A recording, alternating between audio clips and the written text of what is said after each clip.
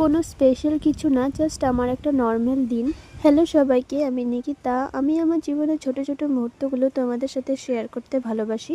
ভালো লাগলে একটা লাইক কমেন্ট করে সাপোর্ট করবেন প্লিজ। সকালে ঘুম থেকে উঠে প্রথমে আমার বিছানাটা সাজিয়ে নিলাম। ছোট্ট একটা কাজ কিন্তু পুরো দিনটাকে অর্গানাইজড ফিল করায়। তারপর কিছু ছোট কাজ শেষ করে বাইরের পরিবেশটা দেখতে দেখতে ব্রাশ করে নিলাম আর সিধা স্নান করতে চলে গেলাম। স্নান করে এসে তারপর এক গ্লাস জল খেয়ে নিলাম। তারপর যেহেতু আজ কলেজ ছিল তাই তাড়াতাড়ি কিছু খাবার বানিয়ে নিলাম। নিজের কাজ নিজের মতো করে করা একটা আলাদা শান্তি দেয়। ছোট ছোট কাজগুলো নিজের হাতে ম্যানেজ করতে করতে মনে হয় আস্তে আস্তে নিজেকে আরো ইন্ডিপেন্ডেন্ট বানাচ্ছি। তারপর ফটাফট করে বেরিয়ে পড়লাম। দিনটা যতই ব্যস্ত হোক, নিজের রেসপন্সিবিলিটি গুলো নিজের মতো করে হ্যান্ডেল করার মধ্যে একটা আলাদা স্যাটিসফ্যাকশন আছে। কলেজে গিয়ে ক্লাস করলাম আর তারপর আমাদের ডিপার্টমেন্টে কিছু কাজ চলছিল। সিনিয়ররা সেটা ম্যানেজ করছিল আর আমরা জুনিয়ররা সেটা দাঁড়িয়ে অবজার্ভ করছিলাম। সব শেষ করে এবার রওনা দিলাম বাড়ির পথে।